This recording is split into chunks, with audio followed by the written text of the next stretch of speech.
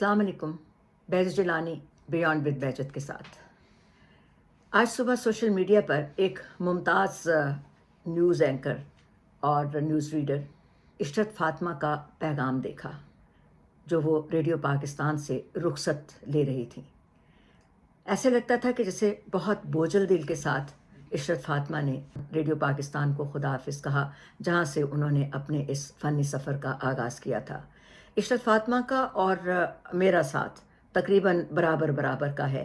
हम लोग एक दूसरे को उसी ज़माने से जानते हैं जब हमने भी रेडियो पाकिस्तान में काम करना शुरू किया और इशरत ने वहाँ आकर सदाकारी का आगाज़ किया। शबीर जिलानी का प्रोग्राम था खेल और खिलाड़ी।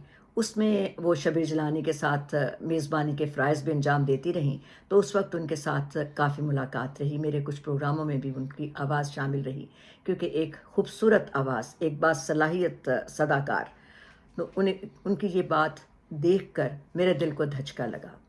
मैं चाहूँगी कि मैं इशरत फातिमा से ख़ुद बात करूँ, क्योंकि रीज़न्स तो इसकी बहुत सारी हो सकती हैं। उनकी ज़ाती रीज़न क्या हैं, कोई ज़ाती वजूहात हैं, कुछ और वजूहात हैं, इसके बारे में वो ख़ुद ही बात करेंगी, क्योंकि सोशल मीडिया पर मुख्तलिफ़ चीज़ें जो सामने आती हैं उनके हवाले से मुझे बात करना कोई बहुत ज़्यादा पसंद नहीं। मैं उनसे ही बात करना चाहूँगी और उसके लिए हम उनको मैसेज भी दे चुके हैं कि किसी वक्त अगर उनके पास वक्त हो तो वो हमारे साथ बात करें। एक मेरी दुआ ज़रूर है और एक मेरी ख्वाहिश ज़रूर है कि मेरी एक फ़ीलिंग, जो मेरा एक एहसास पिछले गुज़श्ता सालों से मेरे साथ चलता आया है कि हम रह गए, हमारा ज़माना चला गया, ये एहसास इशरत फातिमा का ना हुआ हो। तो मुलाकात आपकी कराएंगे जल्द। behजत को आज बस इतना ही कहना है।